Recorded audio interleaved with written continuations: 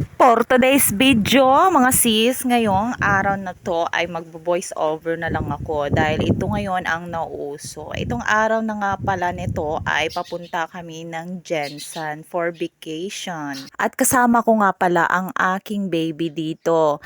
At kami ay pupunta ng Jensen dahil bibisitahin namin ang aking lola. Sa mga panahong ito ay napakaulap ay dahil masama ang panahon sa araw ng mga habang papaandar nga ang eroplano ay lumilikot ang aking baby dyan. So, nakatingin lang kami sa labas. Sa 6 na taon nga na hindi ako nakauwi, ngayon lang po ako nakauwi sa aming lugar. So, ayun na nga po, habang tumatakbo itong aming eroplano, ay tumatanaw naman kami. So, nung nandun na po kami sa kalangitan, so ayan, napakaganda ng mga tanawin dito at napakaulap sa panahon na ito. At ngayon napapaisip na lang ako dyan na napakasaya ko dahil makakauwi naman ako muli at makakabisita na naman ako sa aking lola.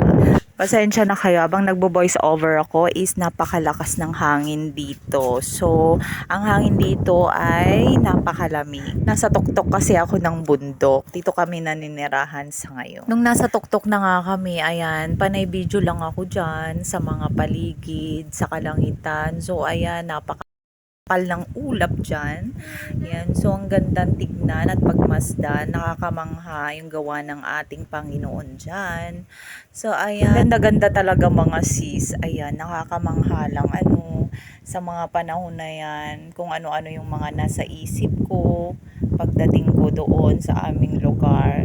Namimiss ko na talagang umuwi at pasyala ng aking mga kaibigan. Sobrang namimiss ko din sila at titignan ko din yung aking bahay, kung ano nang itsura, kung ano nang bang sitwasyon doon sa nakatira doon sa nangungupahan. Lahat ng pagsubok natin sa buhay ay mapagdadaanan natin. So hanggang dito na lang ang aking voice over.